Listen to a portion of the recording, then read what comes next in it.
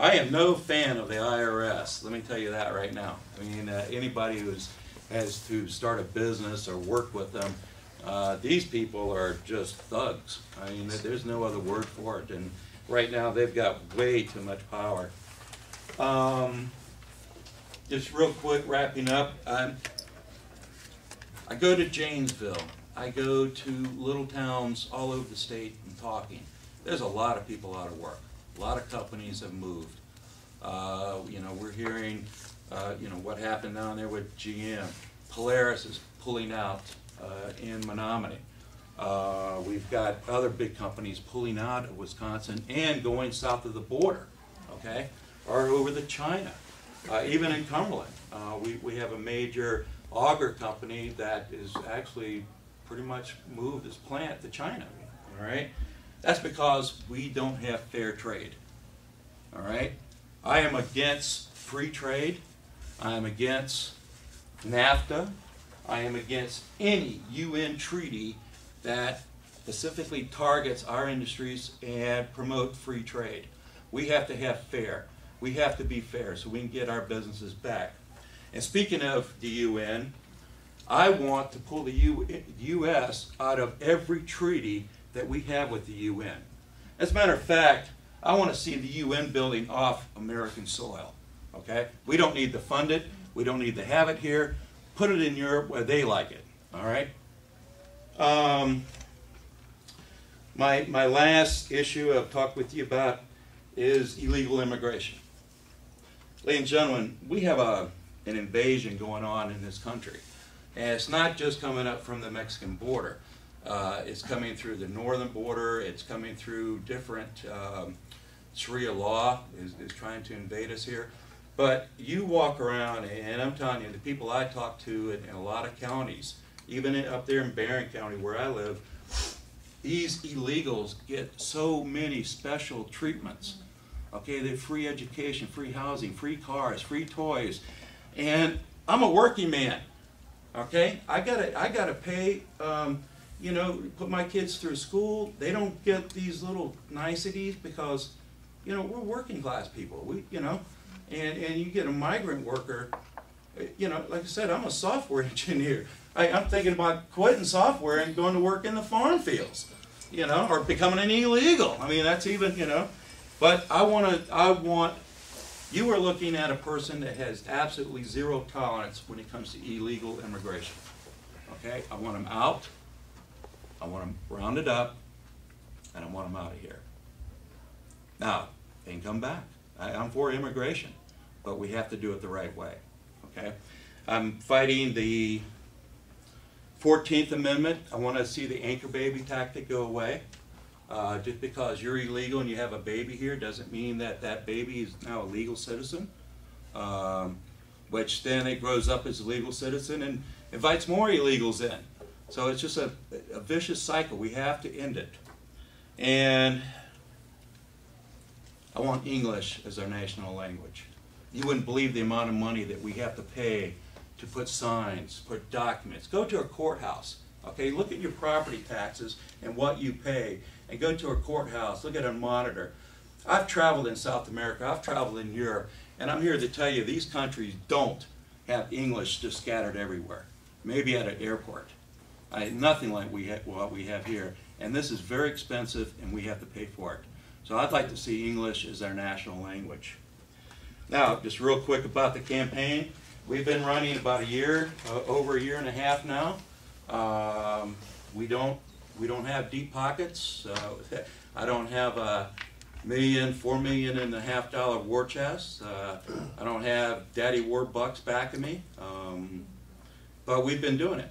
We've been, you know, on the road all this time, and whenever we've needed money, we've gotten it to come to a trip or the flyers or whatnot. So we've been very blessed with being funded when needed. So call it what you want, but I believe that there is a little bit of hand helping the campaign. But we've achieved some national recognition. We were just endorsed by Sheriff Richard Mack, which I don't know how many might know who he is, but he actually defeated with 6 other sheriffs the Brady bill. and took on the Clinton administration, okay, based off the 10th Amendment, not the Second Amendment.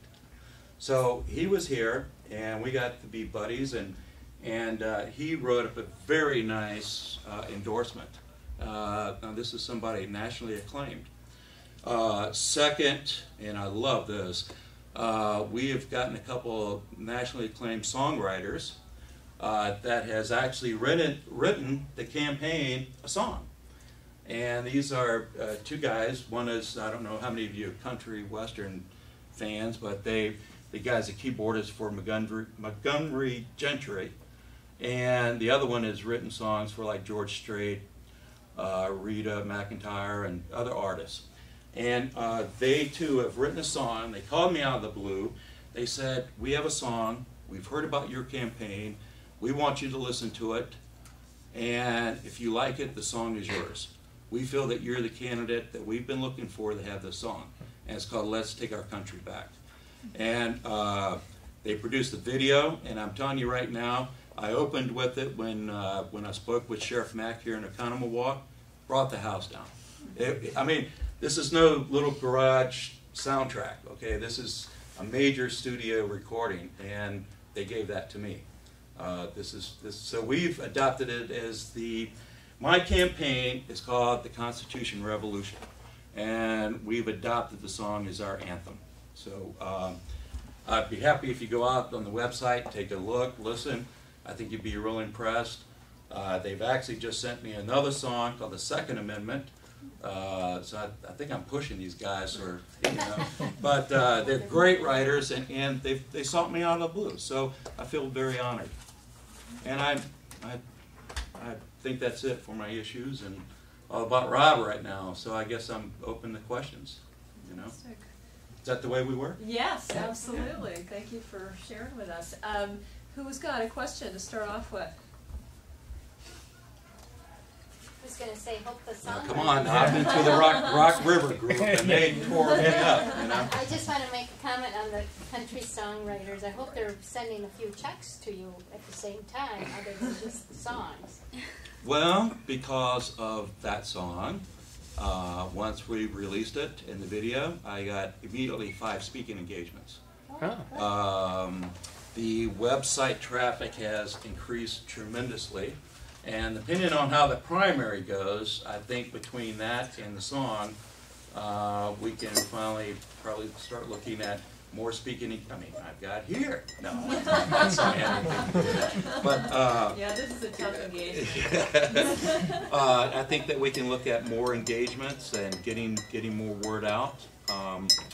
My wife is my campaign partner and my speechwriter, and actually when she heard the song, she goes, that's my speech.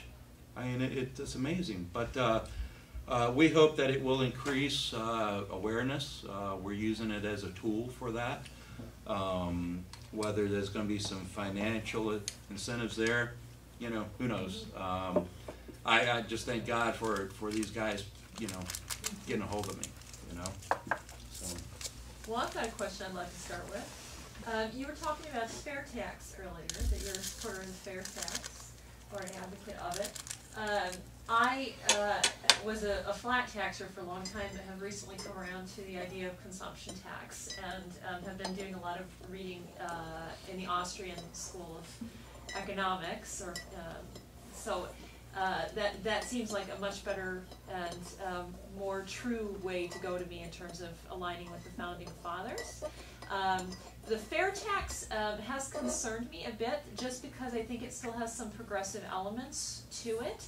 I know that Dave Westlake has just come out with a consumption tax that avoids progressive elements, so I'm kind of curious to know where you fall in relationship to the progressive elements in the fair tax. Well, the progressive elements that I'm aware of in my reads, I mean, like I said, when you get into researching this, it's big, it's large, and there's a lot of information there. But it's amazing for how simple it is, but there's so much material. The progressive elements that I see that I'm not really fond of, again, it's like the lower income brackets won't have to pay tax. Well, that's the whole idea behind fair tax, is that you buy something, you know, it's a consumption. That's what makes it fair across the board. The whole, you know, we've got to get to a point in this country is that we can't just keep keeping people down, and by progressive movements, you know, enabling these people not to go out and find work. It's just a vicious cycle that just keeps on and on and on. So that's the elements that I see I don't really like.